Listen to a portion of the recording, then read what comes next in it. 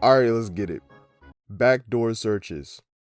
If you're like me, you probably don't like having your backdoor infiltrated, at least not before being asked to dinner first. Well, what if I told you this is happening to you right now by your own government? Americans only.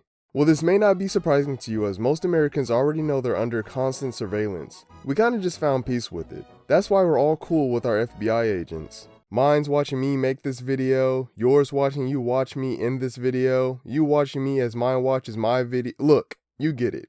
But did you know that the FBI can do a little more than observe from afar? Well, there happens to be a loophole where the FBI can do searches without any warrant needed. According to Section 702 of the Foreign Intelligence Surveillance Act, the FBI can collect intelligence from foreigners outside the scope of the Fourth Amendment. But wait, I'm American, I hear you foolishly saying. Well, when they do this information collecting, imagine it's like a river of data. When they scoop out certain information from this data stream, they might just happen to catch some of yours as well. And do they return this innocent data back to where it belongs so it can live out the rest of its life in peace? No, of course not. They mount it on the wall so all the FBI agents can see your bare data hanging out fully exposed and uncensored. Got a bit carried away with the metaphor, but you get it. So be careful what you do in your private life. Everything you do can and will be used against you.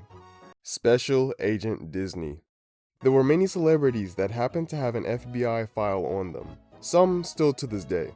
One of the most prominent was that of Walt Disney. However, this wasn't because he had plans of world domination, although he kinda did that anyway. It was because he was working as an informant with the FBI. Jolly old Disney of all people. Who would have guessed, right? Well, maybe an astute observer, because for about 4 years he was releasing banger after banger of deliberate war propaganda. I mean, anyone with 2 eyes could have pieced it together. He made Donald Duck hail Hitler. The animations made benefited the US government by producing pro-American war propaganda to increase support for the war. They were also used for training in the military as well as educating the American public about the war. Walt Disney was made a special agent in 1954 and remained an informant until his death in 1966, at which point the information on his work was declassified and brought to the light of the public. COINTELPRO. If you have enemies like the government, you may want to find ways to make those enemies go away. But outright disbanding groups you don't like kinda goes against what it means to be a free country. I mean, what is this? North Korea? No, it's just a prank, it's just a prank! This is America. COINTELPRO was a series of covert illegal projects conducted between 1956 and 1971.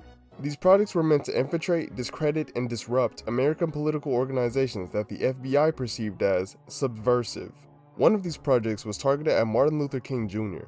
Upon listening to Dr. King's I Have a Dream speech, they were quivering in their boots. King was dreaming way too big for their liking and had to be stopped. Now, the FBI isn't as adept with ruthless torturings like the CIA, and it shows.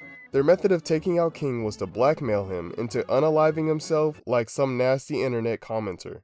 Obviously, this didn't work. I mean, what did they expect? It's like cyberbullying, but it takes 3 to 5 business days to get a response. King mostly ignored the letter as it was vague and didn't have a clear objective outside of extortion. Gary Thomas Rowe. Now, the FBI didn't just target black organizations, they also made a very shallow effort to disband the KKK. They needed to infiltrate the organization from the inside, so they hired a guy that was exactly the type you'd expect to be a member of the KKK. This worked for a bit as he managed to infiltrate one of the most violent Klan groups in American history. Unfortunately, because he was exactly the kind of man to be a part of the KKK, he was also pretty racist. He was a bit too committed to the role as he led a violent attack on a Freedom Riders bus going through Alabama.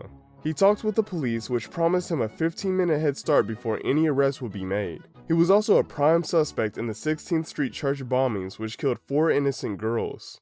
It doesn't stop there, as he even killed a white activist that was driving back from a protest with a black man. Instead of arresting this psychopathic killer, the FBI covered it up and downplayed his involvement. No wonder the FBI wanted this classified. They hired a man to commit racist crimes and then granted him immunity upon giving information on other Klan members. Pretty abhorrent and loathsome if you ask me.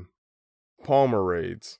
In the early days of the FBI, there was a lot of fear going around about a communist uprising. So to combat this, the president, Woodrow Wilson, ordered the federal agents to capture any suspects and throw them out of the country.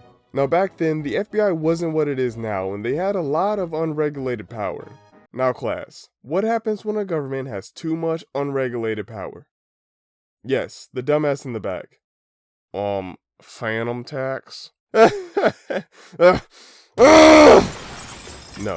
they take it out on their citizens. The Palmer raids involve people being arrested just for looking like a suspicious commie. A lot of the time, they entered people's homes and searched around without any warrants. Once they were arrested, they were sometimes detained for months on end and weren't even allowed lawyers.